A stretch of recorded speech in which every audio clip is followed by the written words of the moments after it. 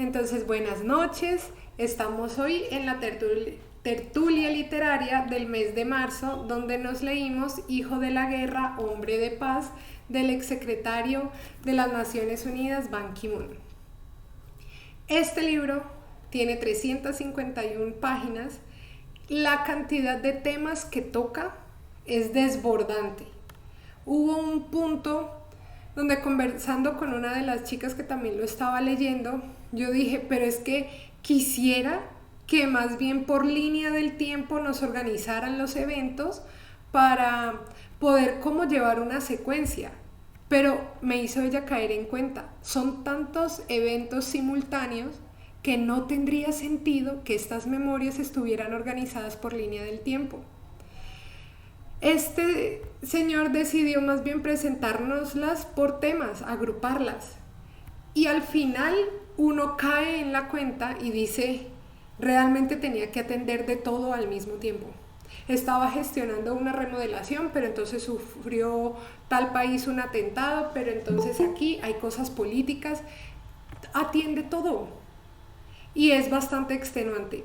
Pero él es una persona que, como vamos a discutirlo el día de hoy, prácticamente nació para estas funciones. Terminó después de 2 periodos en las Naciones Unidas y sigue en muchísimas fundaciones y ha creado la Fundación Ban Ki-moon en 2 países para no sé qué, con las universidades, o sea, no descansa. Es de los típicos hombres que no conocen el concepto estar pensionado o jubilado y en su casa no. Me imagino que hasta el final de sus días estará sirviéndole a las naciones. Tenemos las 2 portadas. Fue en inglés la primera versión, llamada Resolved, y la portada está mucho más política, pero personalmente me gusta nuestra versión en español. En esta ocasión me parece como más cercana y más humana, entonces me gusta bastante. La versión en inglés es muy reciente igualmente, en junio del 2021, y fue publicada por la prensa o la editorial de Columbia University. Y el paralelo es interesante porque también fueron universidades las que en español decidieron darle la oportunidad. La Universidad de los Andes de Colombia compró los derechos de este libro y en asocio con el Tecnológico de Monterrey en México y la Universidad Católica de Chile publicaron este libro en agosto del 2022. Así que lo estamos leyendo bastante reciente. Está disponible en la tienda digital de la Uniandes. Y en este punto quiero recalcar la diferencia de la editorial de la Universidad de los Andes con las otras editoriales universitarias de nuestro país. La Nacional, la Universidad del Valle y varias otras por el estilo, cuando publican algo es solamente para su público académico. No se sabe ni se conoce en librerías de distribución comercial. Este libro lo traje yo a la mesa, aquí al club y todo, porque lo vi en la Librería Nacional.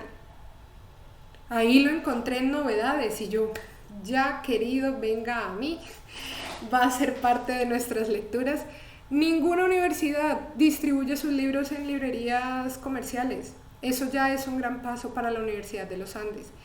La encargada de la difusión estuvo muy dispuesta y fue la que nos entregó 3 ejemplares de este libro. 2 de ellos los sacamos en sorteo y gracias al club, a los miembros que decidieron aportar, se les va a hacer llegar de regalo a las 2 personas ganadoras que coincidencialmente están en Bogotá. No esperaba una respuesta tan favorable de parte de la editorial, pero dijo claro que sí. Y el tercer ejemplar, que no estaba como presupuestado, pero que lo decidieron entregar, va a ser donado a la biblioteca departamental pues de aquí de Cali, para que pues también esté disponible para consulta.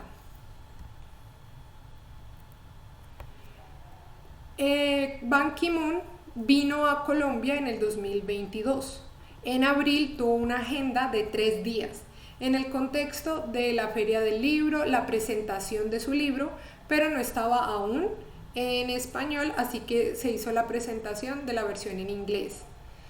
Él visitó también la Universidad de los Andes y nuestro bosque o nuestra zona protegida de Chiribiquete. Y esto está en acuerdo con su gran preocupación por el medio ambiente, que es un tema muy importante que se trabaja en el libro. En septiembre del 2022 se encuentra con nuestro embajador en Seúl, y ahí sí ya con la edición en español, como para su promoción. Aquí está, visitando Chiribiquete, y nosotros decidimos, porque fue conversado con otras personas también, enfocar la tertulia hablando de los 4 temas principales en los que él divide el libro, pero quiero iniciar con su pasión y su amor por el medio ambiente, que esta fotografía de él viendo pues la zona conservada, me parece que debemos darle su momento y sacar pues la importancia. Espero que las personas que leyeron el libro también puedan participar e ir aportando desde este momento.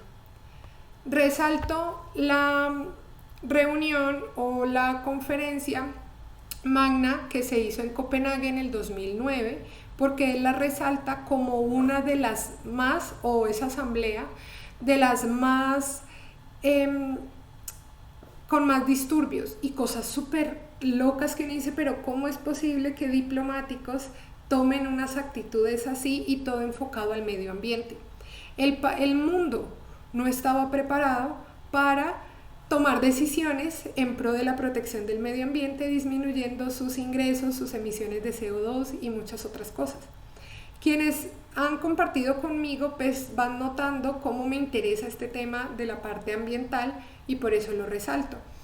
Inclusive ahí comentaron en esa reunión que la embajadora o la representante de Venezuela, del afán de que no la escuchaban y estaban peleando los presidentes y todas estas personas, llegó a herirse la mano, de golpear como la mesa y sangrando, solicitando la palabra. Entonces fue un caos esa reunión, pero fue el inicio de muchas otras que llegaron a buenas conclusiones y buenos resultados en pro del ambiente.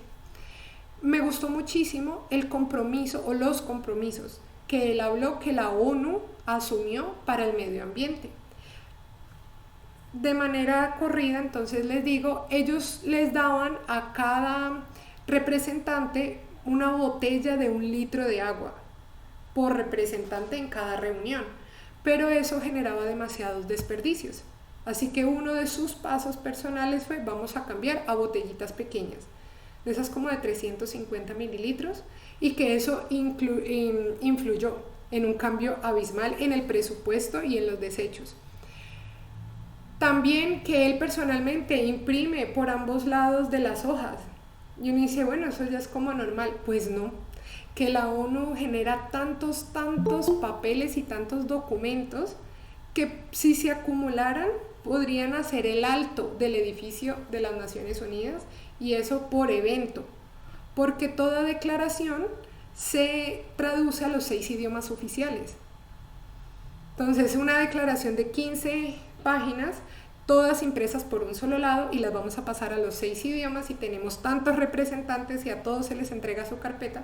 Entonces él evaluó todo eso y fueron modificaciones. También renovaron el edificio de la ONU y eso generó unas reducciones súper buenas que aquí están descritas al final. Se las voy a leer rápidamente. Ya, dice así: las reparaciones, reemplazos e innovaciones del edificio, tales como luces eléctricas que se apagan cuando salen de las oficinas vacías, disminuyeron el costo total de energía de la Secretaría en un 65%.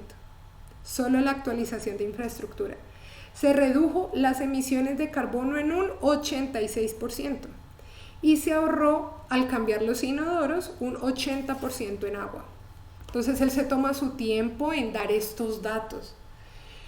También me gustó mucho la declaración de Nueva York de suspender por completo la tala de bosques nativos para el 2030. La verdad, hablan de muchas declaraciones, solamente que a él, estando ahí con este bosque, nuestro bosque, me gustó traerles esta declaración, y se supone que al 2020 tuvimos que haber llegado a nivel mundial a un 50% de esta meta.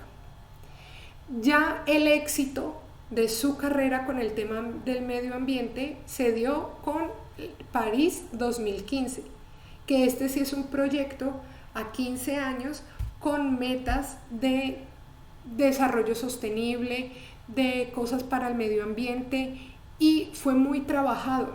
Y me asombró que él dice que se logró a los 10 años de haber entrado en su mandato.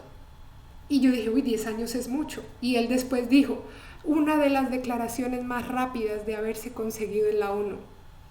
Y yo, bueno, las declaraciones y poner de acuerdo a países puede ser algo muy tedioso. Pero él está muy orgulloso de esto, y algo de ello había alcanzado a escuchar, entonces las implicaciones sí son muy fuertes. Y bueno, ya les hablé de la remodelación. Saben que si quieren opinar, con activar la manito, ahí voy dando la palabra. Primera parte del libro: los cimientos de una vida como diplomático.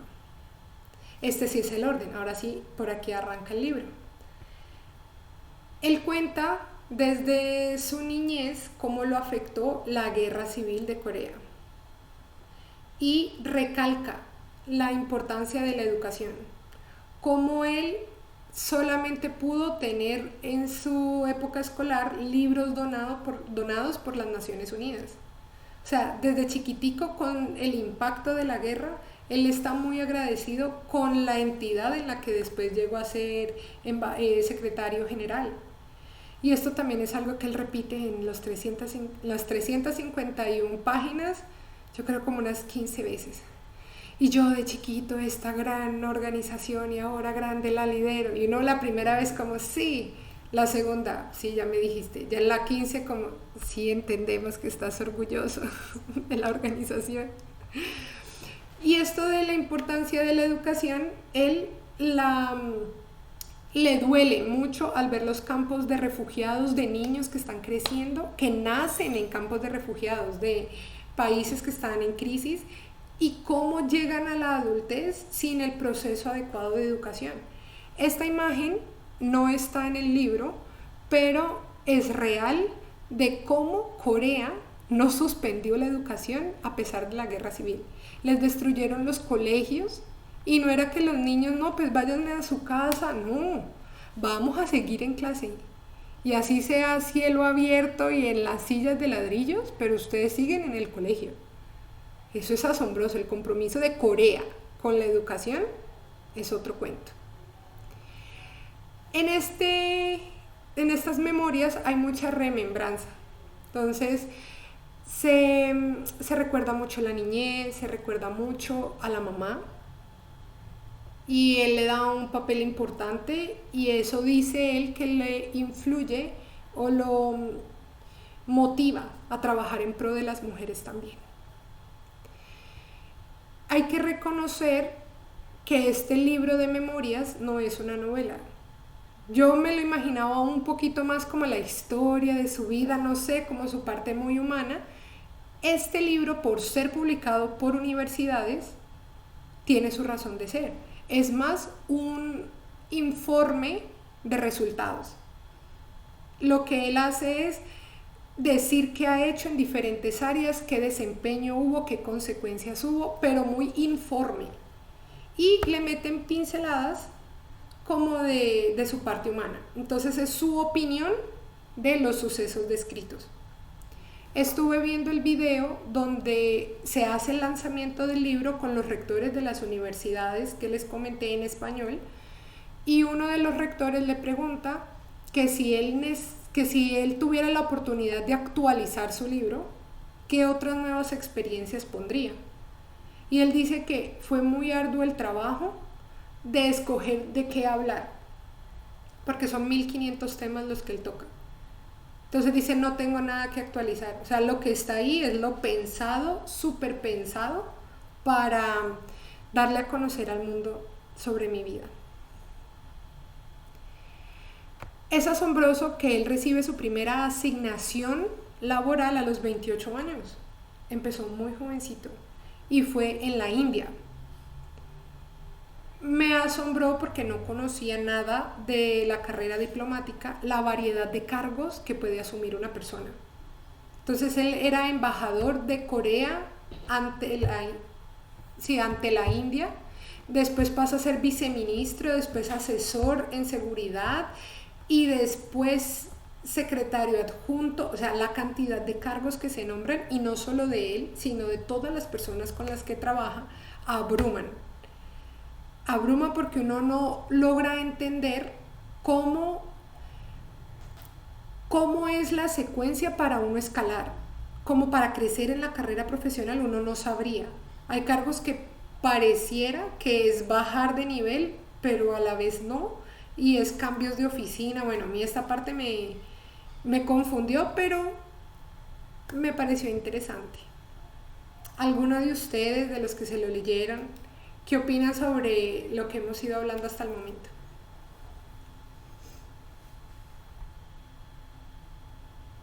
¿No? ¿Sí, Lauris? Hola, buenas noches. Qué pena no poder activar cámara, pero ya casi. Listo. En cuanto a lo que nos estás comentando de las asignaciones que se le dan a los diplomáticos, por lo menos, bueno, dentro de la carrera diplomática que pues de forma sucinta he podido leer en Colombia, esas asignaciones son rotativas. Entonces, digamos que llegar a ser un funcionario de alta, ¿cómo se dice ahí?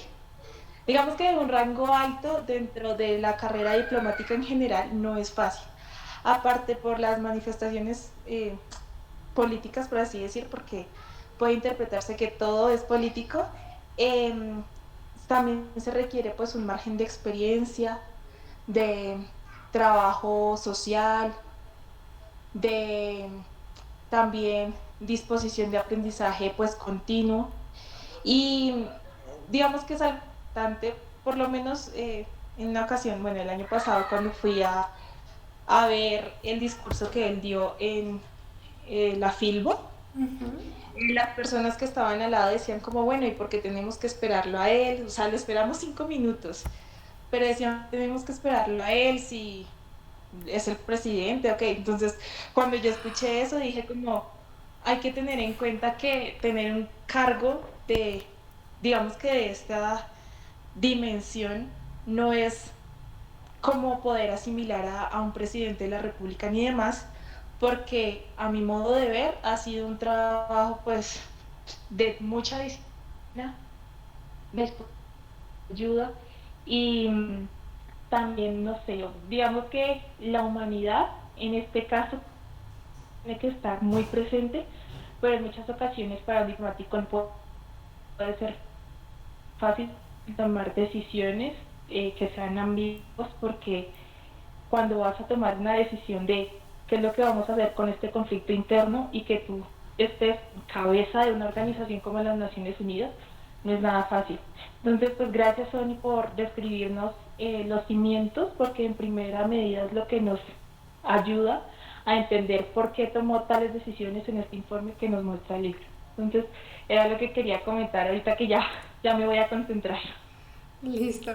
Y lo que dices es cierto en cuanto a que no se puede asimilar con lo de una presidencia, porque él termina asesorando presidentes de una forma que yo no sabía que se podía hacer. Por ejemplo, un presidente que es dictador no abre votaciones en su país de manera legal.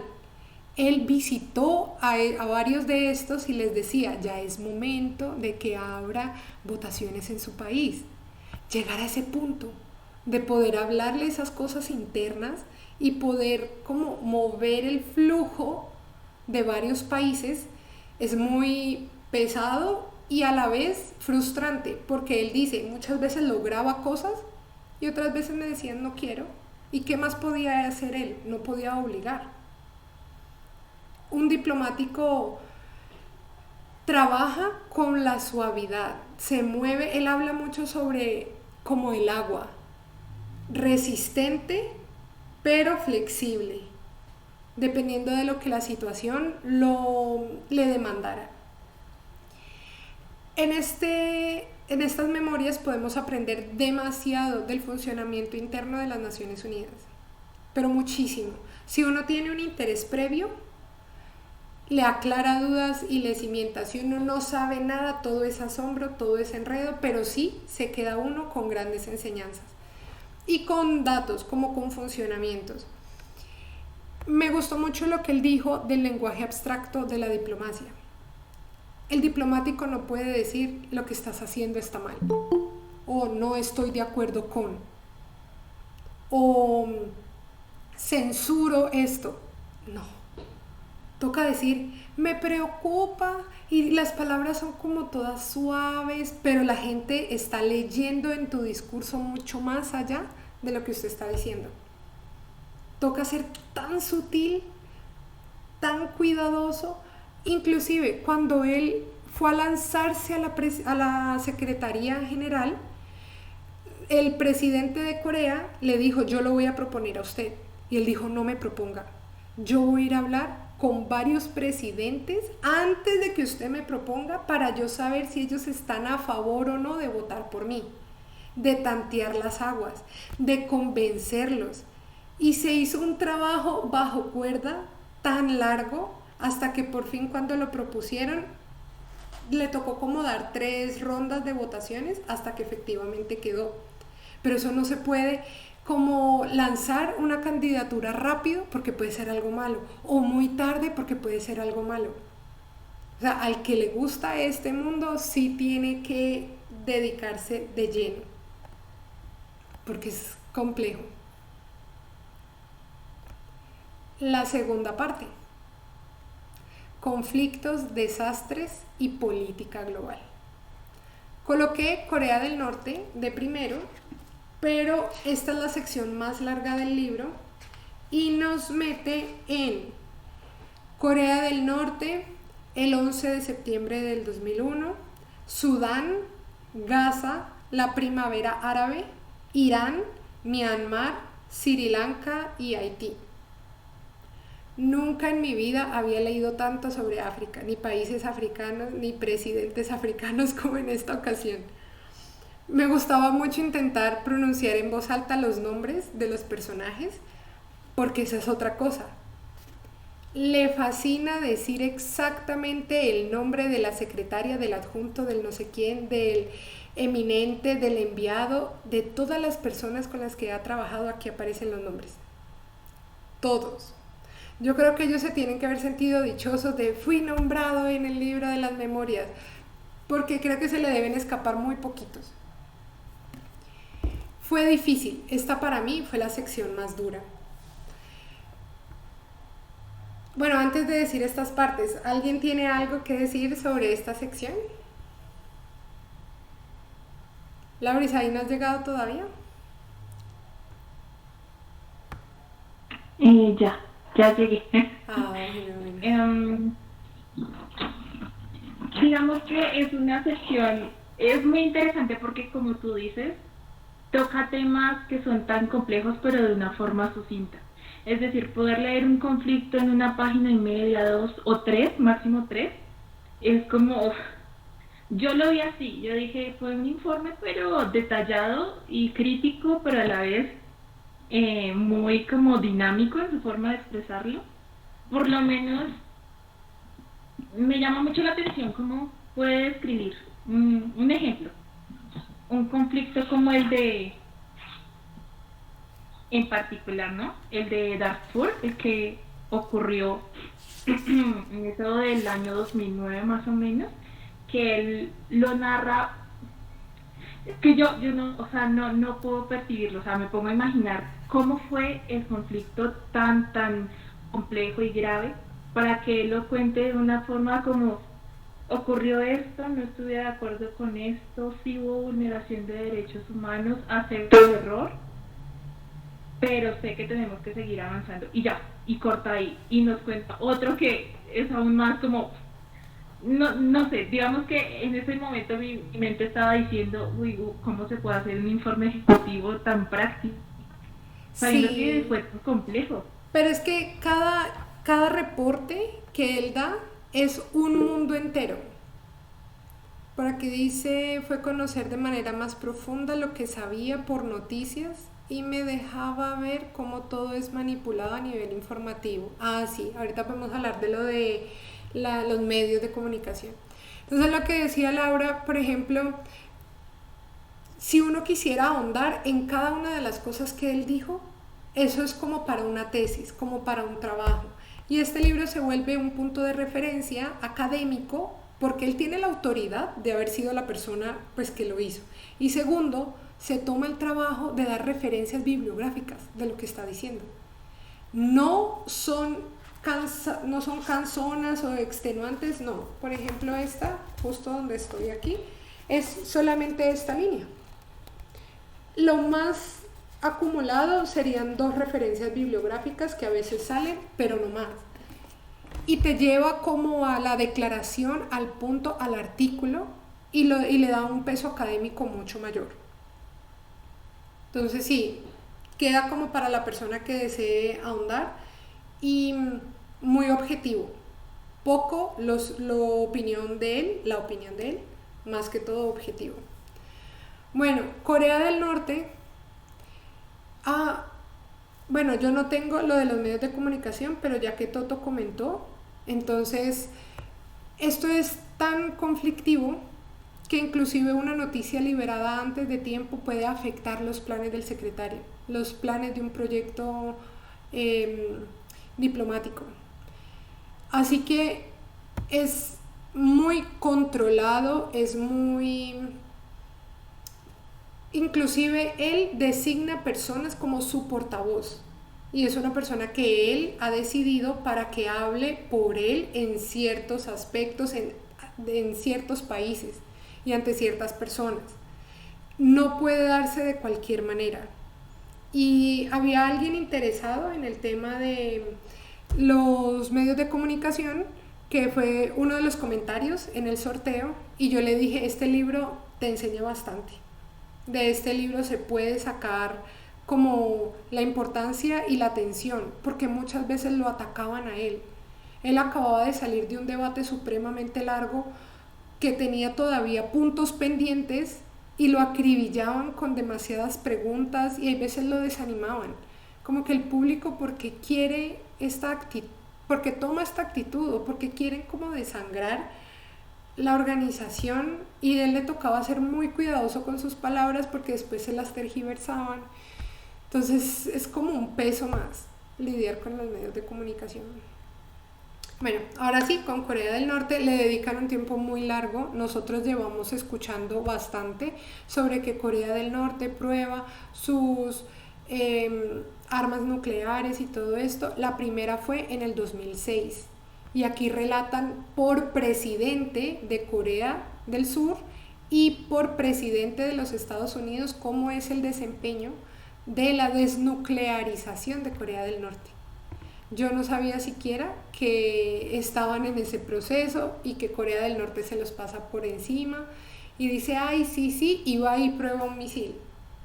Entonces son como que, bueno, y entonces, mucha tela para cortar de ahí. Lo de las armas nucleares, también hablan de Siria, de los procesos de desnuclearización de Siria, cómo Corea del Norte está pendiente de cómo trata Estados Unidos y las Naciones Unidas a Siria para ver cómo lo van a tratar a él. Inclusive ese tipo de desempeños se llevan desde como los altos rangos políticos para la toma de decisiones. Las misiones de mantenimiento de la paz. Tiene tantos aspectos para hablar de este punto. Una de esas es lo que dijo Laura de Darfur, una guerra civil horrible que masacró personas, que eso fue de todo, y la ONU intentó ingresar con sus cascos azules, que son los que representan a las Naciones Unidas, pues para ayudar y todo el cuento, pero no fue posible. Estaban limitados, solo podían ayudar hasta cierto punto. La población se puso en contra de los esfuerzos de la ONU. Y es triste ver cómo las naciones no aceptan ni ayudan, no aceptan la ayuda de una manera como agradecida, sino que les exigen, les demandan y ellos están haciendo todo de buena voluntad. Entonces, pues no sé, esa parte fue tenaz. Y la foto que les comparto ahí es entre la guerra de Palestina e Israel, después de que, creo que fue Palestina, que hizo un ataque con un químico especial que incendiaba todo y usted no podía apagar con agua ese fuego porque era una combustión como diferente, y él decidió desde una bodega de la ONU que se la incendiaron y gente quedó herida. Imagínense, en la batalla dijeron vamos a atacar a la estación de las Naciones Unidas, es el objetivo, y él dijo voy a hablar desde ahí, y dio la charla, y en el fondo se ve como un polvillo, se ve algo como un humito. Pues resulta que a él lo tuvieron que tratar como por 6 años porque podía haber perdido la funcionalidad de sus cuerdas vocales por el químico. Fósforo blanco. Ay, vio Diana, opinen más, no me dejen hablando aquí solita, háganle. Fósforo blanco. Y que él empezó a dolerle como que mientras estaba hablando, pero dijo voy a terminar el informe. Y la gente le decía como no lo tiene que dar desde aquí, pero él quería que en las cámaras saliera el desastre que habían hecho contra las Naciones Unidas. Y esto es un uso favorable de los medios de comunicación que él supo utilizar. Cada vez que él escogía un destino de viaje, no busqué, pero tiene que haber, yo creo que sí. Él buscaba un destino de viaje y decía voy a probar un punto con mi visita a ese lugar porque van a ir medios a grabarme y yo quiero que vean tal cosa. Por ejemplo, con lo del medio ambiente, él quería mostrar cómo se estaban dañando los glaciares y cómo se estaba afectando la Antártida. Y por grabarlo a él fue un montón de gente allá y eso hizo un revuelo, él hizo que grabaran cómo se estaba el frosting deshaciendo, bueno, todo. Entonces él decía, me siguen las cámaras, ¿para dónde me los llevo? ¿Para dónde voy? Incluso visitaba muchas zonas que su equipo de seguridad le decía que no fuera. No, allá no vaya porque es muy peligroso, no sé qué. Y él decía, sí, tengo que ir por esto y por esto. O sea, una convicción de este señor que a mí me inspiró, a mí me motivó mucho. Los desastres naturales, hubo pues el de Haití, muy triste, lo comentan desde adentro de lo que sufrió las Naciones Unidas, el edificio, no me acuerdo el número de trabajadores que estaban, pero el edificio se aplastó. Todos los voluntarios de la ONU fallecieron, porque eso se dio a las 6 de la tarde, en un momento de jornada laboral fuerte. La tristeza, y él lo cuenta, no fue solo una vez, varios desastres así, que él llegaba y le entregaban la bandera de las Naciones Unidas destrozada. Y hay varias de esas ondeando en museos de las Naciones Unidas, para recordar las pérdidas, para recordar a quienes se fueron. Entonces esa de Haití fue muy tenaz. Y hay otra, pero se me escapa en este momento, otro desastre natural, creo que fue como un tornado, pero de las que se lo leyeron, si alguna se acuerda del lugar, de este punto de aguas que entraron pues y destruyeron y todo, es el último punto, política versus necesidad. Me entristeció mucho que los presidentes decían por su agenda política, Myanmar, gracias, en Myanmar el presidente no quería recibir ayudas de ciertos países, Imagínense, por ejemplo, Estados Unidos, y entonces vamos a mandar alimentos y no sé qué, y él decía, de Estados Unidos no recibo. Pero es que la gente se está muriendo, la gente no tiene vivienda, no tiene comida, y él no permitía que entrara la ONU. Se demoró en permitir que entrara y poner obstáculos. ¿Cómo es el desinterés de un líder político por su sociedad que está dirigiendo si va en contra de su interés personal? Ah, ok, dictador. No ingresaba nadie del exterior en 41 años, por eso le costó abrir sus fronteras. Pero cuando vio que ya todo estaba tan tenaz, terminó accediendo. Pero él dice, podíamos haber salvado muchas más vidas, podíamos haber hecho mucho más, y no nos dejaron. Entonces, presión política y herramientas de autoritarismo. Exacto. Es como, no sé, se siente como pesado y como triste. Pero no es el caso de Myanmar único, sino que en muchas otras cosas también se ve. Él relata varios países donde entorpecen la ayuda que le quiere dar las Naciones Unidas a ese país. Y con lo de Israel y Palestina, también decepcionante que pusieran como objetivo militar los puntos de la ONU. Y él dice que la credibilidad de la organización está tan socavada que ya no protege el casco azul de decir que soy de la ONU, sino que antes te puede volver como un objetivo militar. Y en varias partes del Medio Oriente le hicieron atentados directos al edificio donde estaban los enviados de la ONU. Habían unos que por tener bajo perfil no los tenían en un hotel ni nada, sino en casas separadas de un barrio. Pues enviaron pues no usaron la palabra espías, pero gente súper entrenada para hacerles ataques así estratégicos a las diferentes casas. Y ellos sirviendo. Él se preocupa mucho y al final deja la tarea de siempre levantar la dignidad y el buen servicio de la institución para que en los países tengan como el respeto y tengan ese valor de lo que la organización está haciendo por ellos. ¿Alguien quiere decir algo adicional antes de que pasemos a la parte 3?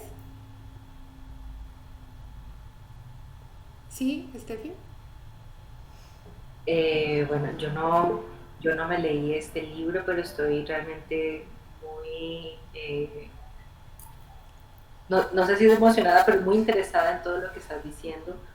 Me llama la atención este tipo, o todo este tipo de labores que están relacionadas con todo este medio debe ser bastante frustrante. O sea, yo siento es más como la frustración de tantos años de intentar, de trabajar, de hablar, de dialogar, de visitar, de tratar de ayudar, de ofrecer ayuda, de no ser recibido en algún lugar. Y aún así continúas y continúas. O sea, siento que es un trabajo de un servicio que requiere de mucha paciencia y de una gran esperanza de pensar que en algún momento algo de lo que hagas puede realmente ayudar. Sí, pues yo no soy, no sé, yo no sé nada de política y no me gusta tampoco la política, pero igual escuchar todo esto y que hay alguien que haya trabajado, sea como sea, igual es bastante admirable. La persona ella está aquí, Toto. Voy a tener con ella el conversatorio por Instagram. A ella sí le apasiona, requete apasiona la política. Vamos a ver cómo nos va en ese conversatorio. Y lo que dice es de tener como esa esperanza. Eso es un llamado. Hay cosas que puede que uno no quiera, pero cuando es un llamado es algo interno que te mueve y no te deja estar tranquilo si no continúas haciéndolo. Por eso él habla de que después de haber hecho 2 periodos, porque lo reeligieron de secretario general, sigue en actividades diplomáticas. Hay algo que él nombra que se llama The Elders, que fue creado por Nelson Mandela, y es de pura gente que ya hizo trabajo diplomático y que tiene una gran influencia a nivel del mundo y que ya es un grupo selecto que sigue haciendo esas funciones. Y él es presidente adjunto en este momento de ese otro grupo. Diana. Hola, buenas noches. Buenas noches. En esta parte yo quiero resaltar algo y tiene que ver con lo que dijo Steffi. A mí me causó mucha conmoción interior lo que pasó en Haití. Él, desde el primer momento en que supo que ocurrió el desastre, él sintió, o sea, ese llamado y la necesidad de ayudar. Y desde el primer minuto él se puso manos a la obra, llamando y moviendo sus influencias para lograr conseguir ayuda, porque Haití es un país demasiado pobre, que no... Él dice que él viajó a Haití y él vio a su presidente tan como oído de sí, o sea, como que no tomó acción. Ya llevaba 8 días la tragedia y él ni siquiera había dirigido unas palabras de consuelo al pueblo. Y eso a él le causaba demasiada frustración, porque él dice, o sea, el pueblo lo único que tiene es a su presidente y necesita escuchar unas palabras de aliento, así sea que no vaya a llegar inmediatamente la ayuda. Y pues que también el presidente se ponga a tocar puertas para que lo ayude. Fue todo lo contrario, o sea, él no sintió como esa necesidad que ellos tenían, sino como que yo aquí voy a recibir ayuda de quien yo quiera, como quiera y cuando quiera. Entonces él se sintió muy frustrado, sin embargo alentó al presidente a que se pusiera manos a la obra, y en su afán de traer ayuda muchos países empezaron a aportar económicamente, se sumaron actores, gente famosa, gente con dinero, reunieron dinero muy rápido, pero faltaban manos que fueran a ayudar, ¿no? O sea, médicos, gente que vaya a rescatar personas, yo qué sé, todo lo que pues necesiten en esas circunstancias. En su afán hicieron un llamado a las Naciones Unidas para que envíen el personal de apoyo que vaya físicamente al lugar a llevar las donaciones, a repartir las donaciones, a rescatar gente entre los escombros, en fin. En su afán de llevar esa ayuda, ellos no hicieron como digamos o no tenían en ese momento un proceso de selección para el personal. Simplemente ven la necesidad, necesito tantas personas y las mandan y ya. En esa situación se les filtró sin querer, porque no fue intencional, una persona que estaba contagiada de ébola, y eso se convirtió en una tragedia. O sea, se regó el ébola en medio de ese desastre natural, otro desastre, que murieron muchísimas personas, porque el ébola es una enfermedad, un virus que no tiene cura, no tiene vacuna, no tiene tratamiento, no tiene nada. O sea, es completamente devastadora. Entonces luego unos abogados se quisieron aprovechar de esa situación y aconsejaron al presidente y a los ciudadanos, no, es que demanden a la ONU porque ellos tienen que pagarles un dinero, porque trajeron el ébola y acá murió mucha gente por culpa de eso.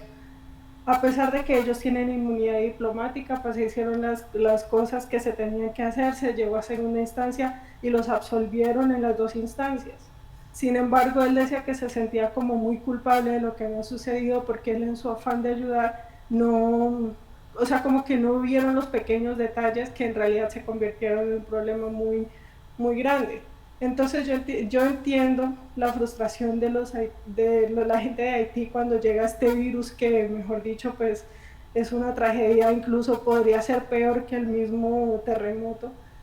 Pero pues, o sea, si es una persona o una organización que viene a ayudar, no trae la intención de hacer más daño, y se gastan el poco dinero que tenían en abogados. Entonces esa parte sí me dio mucha frustración, o sea, como que no es que te quieren ayudar y encima te armas todo ese problema y quieres que te paguen dinero a las personas que te vinieron a ayudar. Entonces esa parte sí me dejó como muy impactada, a pesar de todas las intenciones buenas que él tenía, terminó siendo el malo pues del paseo. Ese era mi aporte. Sí, muy bueno.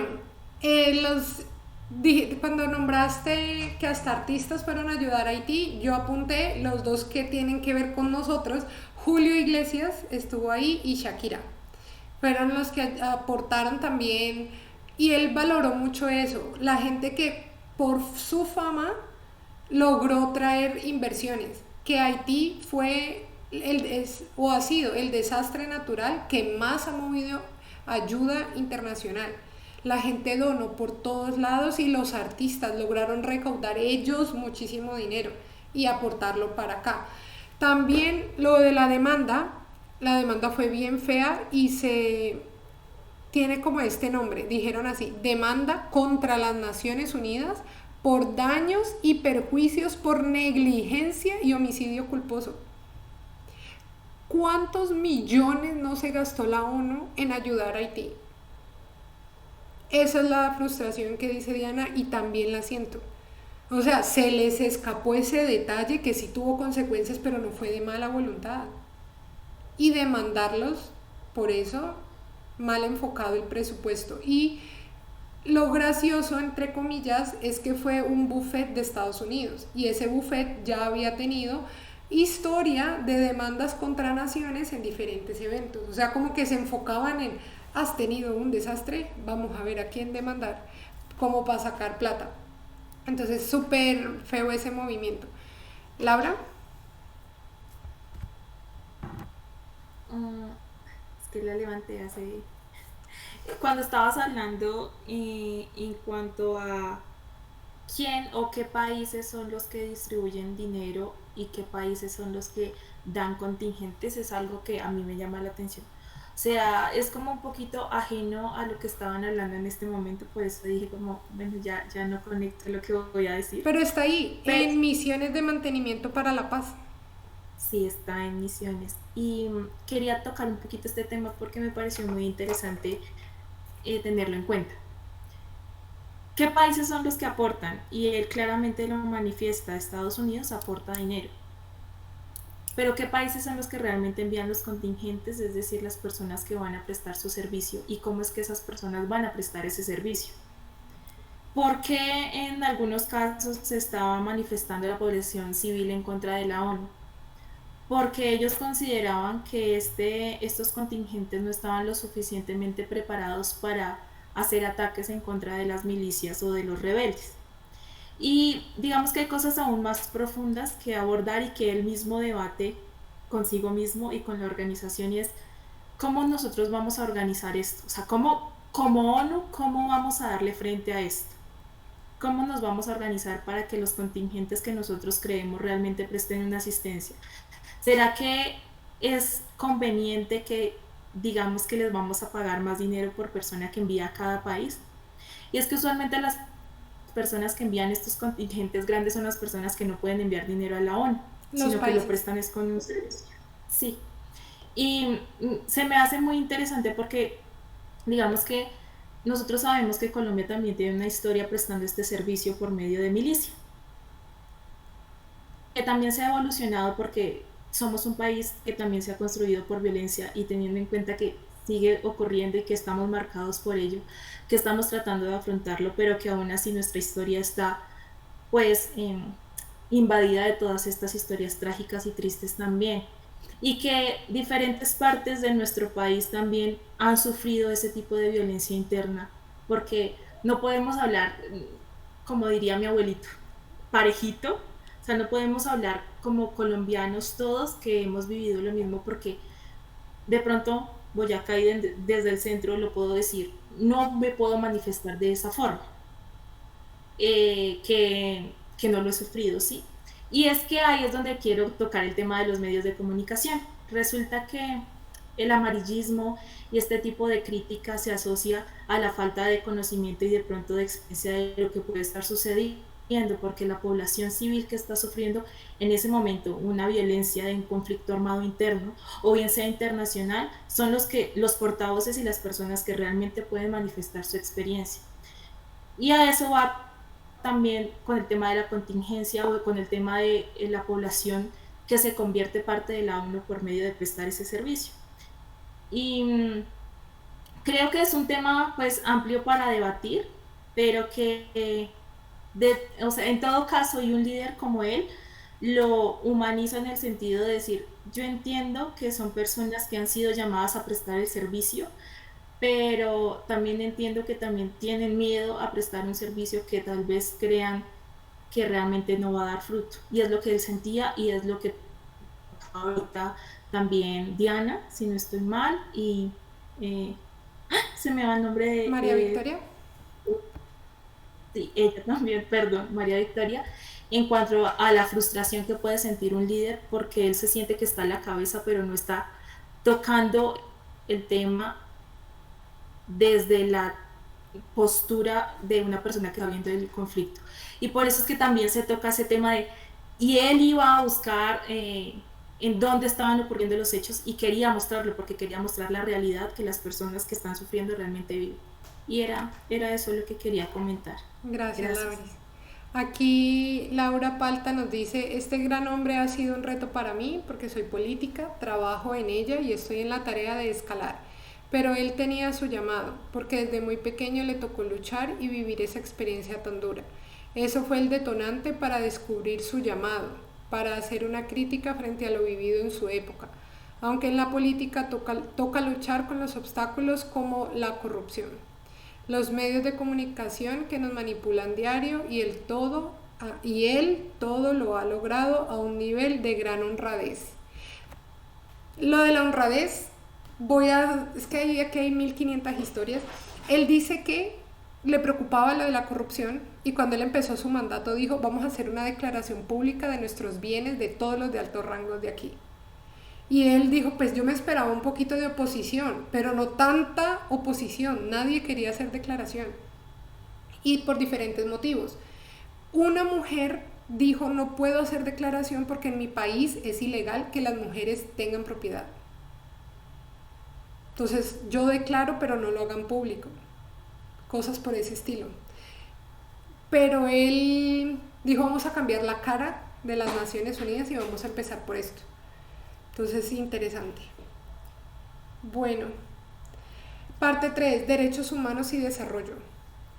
En el punto de las mujeres, él dio un avance muy grande, dijo que, no me acuerdo ahora el porcentaje, pero él creo que llegó a subir al 20% la participación de las mujeres en la ONU. En parte es positivo y en parte yo como mujer no estoy a favor de la política de número de puestos para mujeres, porque a menos de que sea un país donde de base no se contrate a la mujer por mujer, yo prefiero ganarme mi puesto por mis habilidades y no para cumplir la cuota. Entonces no me gusta eso de que tienen que haber tantas mujeres en los puestos como para que haya igualdad. Preferiría el paso posterior o como la verdadera igualdad, que sean las aptitudes las que compitan y el mejor que se quede. Él recuerda y trae a su mamá a colación de los partos que tuvo, de las dificultades, tanto que en Corea se temía demasiado poder volver a caminar después de un parto y él da muchas estadísticas y él dice que quiere mejorar el estado de las mujeres a nivel mundial y en la ONU se hicieron varias reformas, varios departamentos nuevos a favor de la mujer. Y algo que sí me gustó mucho fue que él no quería que la mujer siguiera siendo vista como víctima en un conflicto, sino también como una mediadora. Y esto le da una característica más relevante en el conflicto. ¿Sí, Diana? Solo quería anexar una cosita con respecto a lo que dijo de la cuota de mujeres en los cargos. Lo que yo entendí que él hizo es como que visibilizar más esos perfiles de las mujeres, porque cuando tenían que escoger a un funcionario de alto rango, lo que hacían era presentarle 3 perfiles de 3 hombres. Entonces él decía, ¿por qué no me presentan perfiles de mujeres? No, es que no están capacitadas. No, yo necesito ver perfiles de mujeres y se va a decidir entre todos si están o no están calificadas. era simplemente que ni siquiera las tenían en cuenta. O sea, él como que pedía que por lo menos le muestren uno o dos perfiles de mujeres para que los hombres que dirigían junto con él se dieran cuenta de que también existían mujeres muy capacitadas para esos cargos. Si es visto desde ese punto de vista, ahí sí habría como igualdad, porque es por mi aptitud. Pero también hablo de número de puestos, de que sí se debe garantizar. No usaron la palabra curul en la traducción, pero se me viene como a la mente, como la posición debe en tanto por ciento ser de mujer, esa es la parte que no. Si fuera solo hasta ahí, me parece bien. Por aquí Toto dice, es que yo como mujer puedo ser tan brillante o más que un hombre y puedo tener un cargo por mi capacidad y no por el hecho de ser mujer. Exacto. Por ahí va como mi contra. ¿Sí, Lauris? Sí, en cuanto a lo que estaba diciendo Diana, de hecho en el conversatorio que él dio el año pasado, hizo énfasis en eso. Dijo, digamos que el número que se puede exponer como el número de cargos dispuestos para que una mujer haga parte, no va a ser sencillamente un número, sino va a ser ese significado de que nosotros necesitamos observar, nosotros como organización decía, necesitamos observar los perfiles que son digamos que acorde al trabajo de la Organización de las Naciones. Y también hacía un énfasis en la creación de ONU Mujeres por ese hecho. Entonces creo que fue muy reiterativo y también digamos que haciendo claridad en este momento con lo que acaba de decir Diana, es que antes no se observaba ningún perfil. Entonces, así fuera una mujer, y él lo decía así, así fuera una mujer capacitada que tenía conocimiento de las funciones que tenía que ejercer en su cargo, realmente no tenía la posibilidad de ascender. Y él lo aclaraba mucho y hacía mucho énfasis en ese tema, como de observemos que sí es necesario tener mujeres en nuestro equipo y que ellas también son capaces y tienen la experiencia y tienen esa disciplina que en muchos de los casos, porque también lo hablaba así, en muchos de los casos como que se nos va, y creo que fue una aclaración que de pronto se saltó, no sé, resaltar en el libro, pero que él a viva voz o como lo expuso en el conversatorio lo determinó muy bien como, oiga, ustedes son capaces. Él lo hablaba así. Qué bien. Desde ese punto de vista vamos mejor. El segundo, soldados. ¿Sí, Diana? Perdón, qué pena antes de que pasemos de tema. Es que como estuvimos en el conversatorio sobre lo de las mujeres víctimas de consuelo del ejército japonés, yo esperaba que por él ser coreano de alguna forma por lo menos mencionara el tema en el libro, pero para nada. O sea, eso para mí fue una gran decepción, pero también entiendo en el conversatorio en esa ocasión se decía que Corea no se quiere como entrometer mucho, ni siquiera como que Corea busca eh, resarcir el daño que se les hizo a ellas porque no quiere perder las relaciones diplomáticas con Japón, porque cabe resaltar que la guerra con Corea del Norte todavía está vigente, simplemente hay un cese al fuego y en cualquier momento se puede activar. Entonces a Corea no le conviene tener enemigos en la región, sino aliados. Entonces, de pronto, tal vez por esa parte, él no hizo ninguna mención. Pero, o sea, yo sí por lo menos esperaba que hiciera una mención después de que él habló también de las mujeres y que tiene a su mamá como ejemplo y que ese es el motor para que él busque como nivelar las cargas entre mujeres y hombres. Pero pues no Pero mencionó también. yo creo que más que todo es porque fue en un periodo muy anterior a su proceso. Entonces traer ese tema a colación no sería tan pertinente, ya que eso fue entre 1910 y 1945. Lo que pasa, perdón, lo que pasa es que lo que aprendimos en el conversatorio es que todavía hay mujeres vivas que están buscando que se les reconozca su situación y que por lo menos les pidan perdón, que el gobierno japonés les pida perdón por lo que ocurrió. O sea, si estuviéramos hablando de que pues ya, o sea, nada puede cambiar en la actualidad, está bien, pero hay 10 mujeres vivas que hacen una manifestación cada día, me parece que eran los miércoles, en frente de las embajadas de Japón en los países o en Corea, por favor reconozcan que nos hicieron un daño, reconozcan que fueron vulnerados nuestros derechos. Entonces, ellas todavía están buscando una solución. O sea, no está del todo en el olvido la situación. Entonces, por eso esperaba yo que de alguna forma él se refiriera al tema. Sí, aquí Laura dice que es una controversia con el Japón y pues es un tema delicado de tratar como diplomático. Lo bueno es que podemos ahondar y para las personas que les llame bueno, no es bueno, pero pues algo que viene en la agenda, vamos a leer en mayo.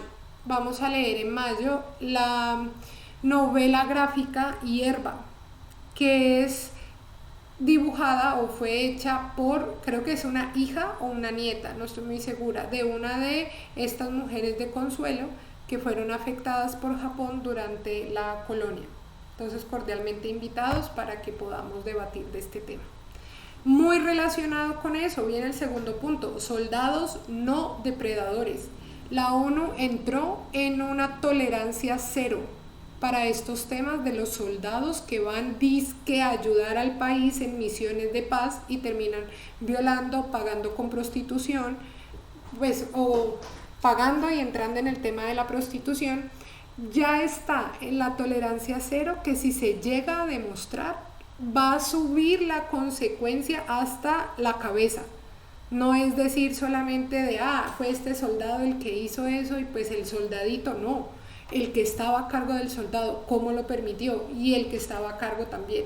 Entonces las consecuencias ya van a escalar. Y empezó un programa de ética donde todos los soldados que van a ir a una misión de paz deben recibir este programa de ética. Porque él dice, se nos escapa de todos modos de las manos saber exactamente qué hacen estos hombres allá en ese país, pero entonces procuramos que sean conscientes de la vulnerabilidad del país al que van y como enseñarles ese respeto y más honra para esa sociedad.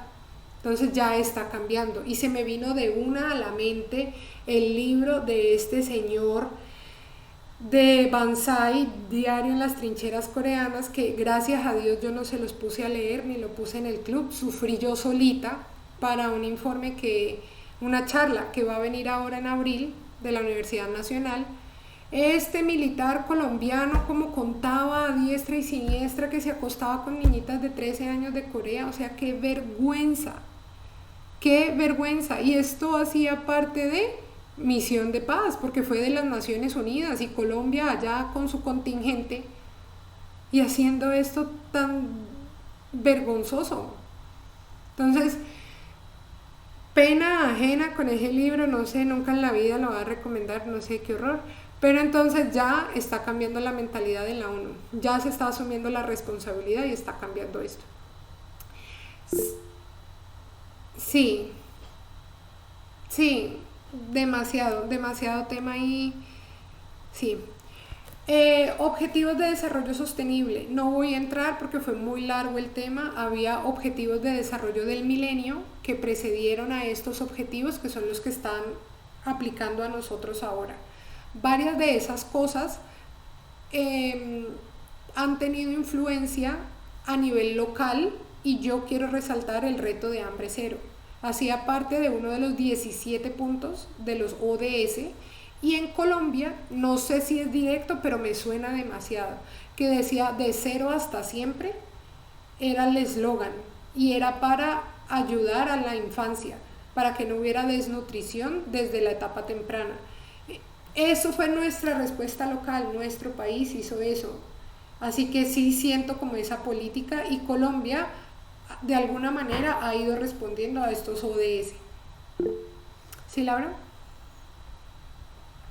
Perdón, es que me parece también interesante tener en cuenta que cuando un país está vinculado también y comprometido con las Naciones Unidas, debe alinear su plan de desarrollo en todas las esferas. Entonces, lo que acabas de comentar de cero a siempre es una estrategia que va alineada o que va acorde a los objetivos de desarrollo sostenible.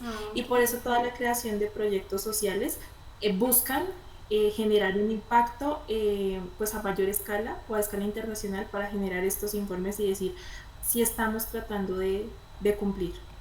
Excelente, qué bueno. Finalmente, para esta parte 3, Corea es un aportante entusiasta.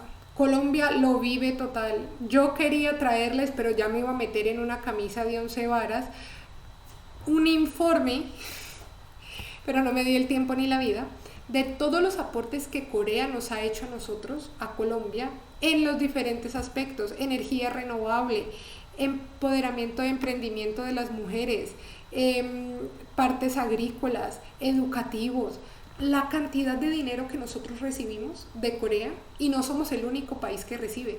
Corea está ayudando a países en desarrollo con demasiadas cosas, hasta transferencia de tecnología y transferencia de conocimiento. Eso se conoce también como un apoyo. Y Corea, pasar de ser un país que recibió de todos, ahora es un país que está dando. Y esto me reta a mí como colombiana, y espero que de alguna manera rete a nuestros líderes también. Hombre, no podemos quedarnos recibiendo por siempre. ¿En qué punto vamos a empezar a dar? ¿De qué manera podemos nosotros ayudar a los demás países? No puede ser solamente enviando contingentes. Como dijo Laura, que en la ONU los países en vía de desarrollo son los que mandan gente y no dan nada más. Tenemos que empezar a transformarnos también. ¿Sí, Diana? Bueno. Perdón, algo que quería decir desde hace rato con lo que dijeron de que había países que daban dinero y otros que daban contingentes. También los países que daban dinero no era como que, ay, sí, yo quiero ayudar, sino que ellos esperaban tener como una influencia mayor en la ONU al momento de tomar decisiones y enviar personas también por parte de los que no podían enviar dinero también es una estrategia. Me van a tener en cuenta si yo envío muchas personas. Solo ese pequeño... Sí, privilegios. Y él decía, qué rabia, porque no aporta solo porque quiere aportar, porque me pide algo a cambio. Por ejemplo, Francia. Francia ha sido el que dirige la oficina, bueno, ya no me acuerdo el nombre de la oficina, pero como el mantenimiento de la paz o la parte militar del mantenimiento de la paz desde 1900 no sé qué. Y Francia no permite que nombren a nadie que no sea francés para este puesto. Y es por sus aportes. Imagínense el grado de demanda que llegan a algunas naciones. Bueno, última parte. Naciones Unidas y el mundo avanzan. Esta imagen tampoco estaba en el libro, pero me gustó mucho colocarla ahí. El puesto del secretario general no tiene funciones definidas. Así como cuando usted lo contratan y le dicen lo que usted tiene que hacer es esto, no hay funciones, pero sí muchas responsabilidades.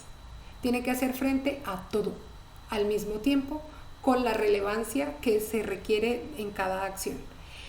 Los países necesitan una guía, un algo para dónde ir, porque todos quieren lo suyo, pero el secretario está como para mediar, para decirles vamos a discutir por aquí. En muchas ocasiones cuentan que la discusión estaba estancada entre los países y que necesitaban algo y no lograban llegar a ese punto, y lo llamaban a él, venga para acá que es que la gente no quiere decidir, y él llegaba, vamos a decidir todo. Imagínate, hasta motivador estaba en medio de esas reuniones.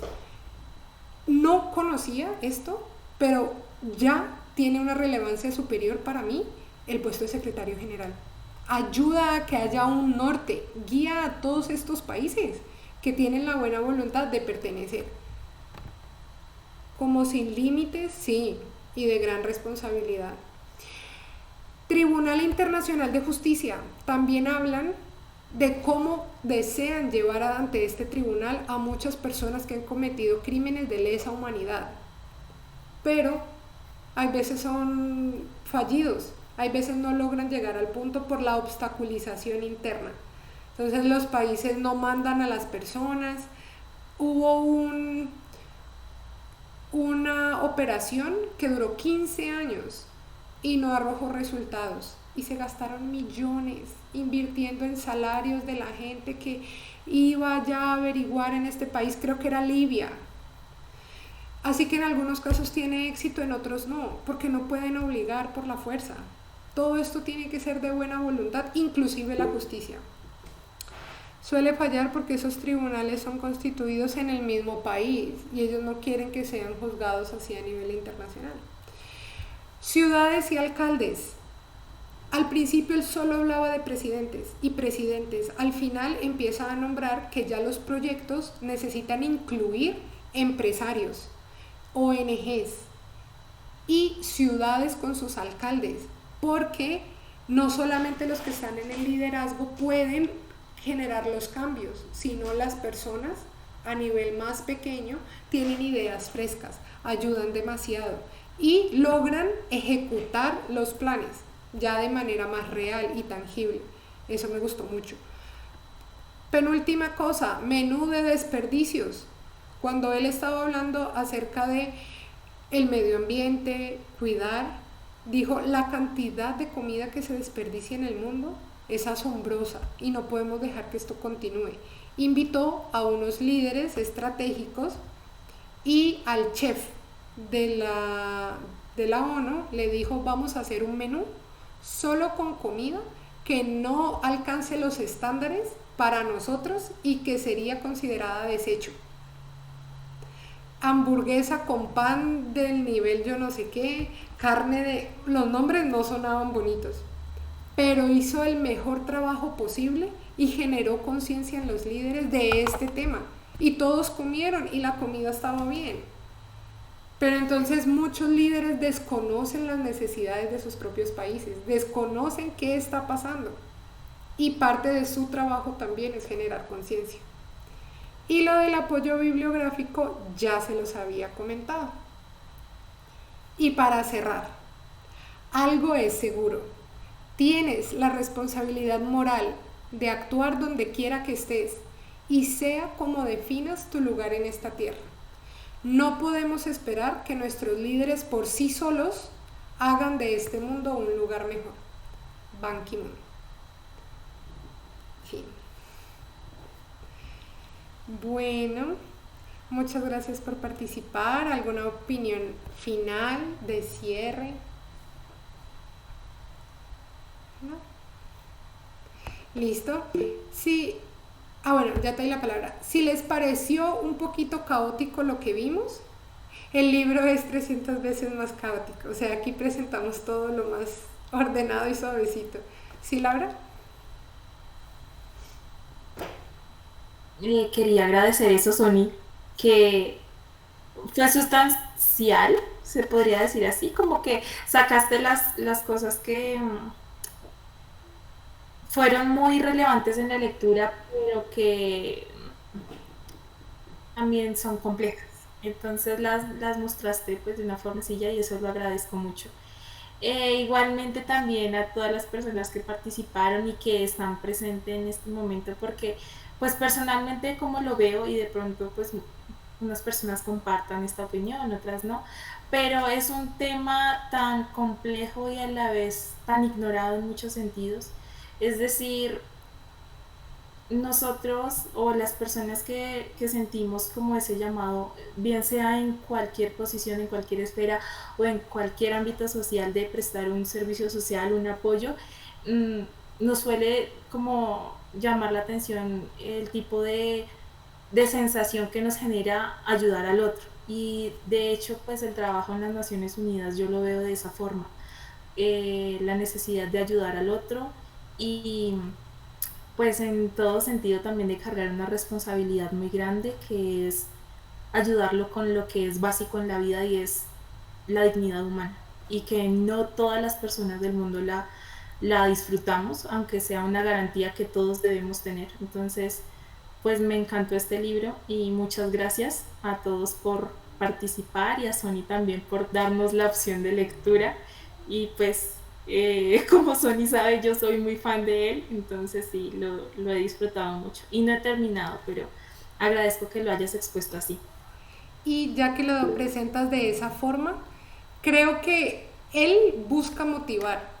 Lo hizo durante su trabajo, lo está haciendo a través de sus memorias y siento una responsabilidad de seguir sirviendo. No hay, como dice esta frase, sea como definas tu lugar en esta tierra.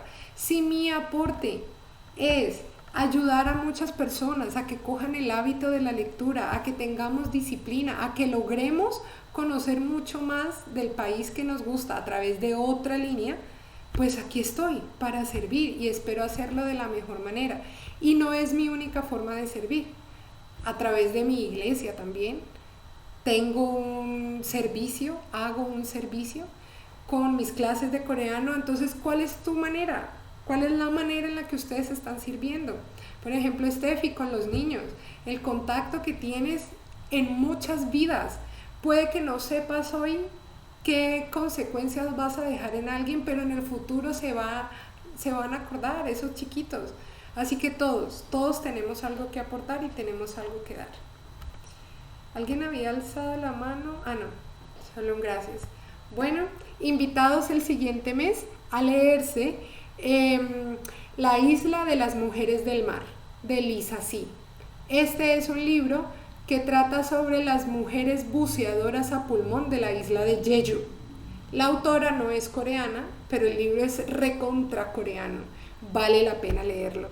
Y espero que nos acompañen en la siguiente tertulia, el último viernes del próximo mes. Que estén muy bien. Hasta luego.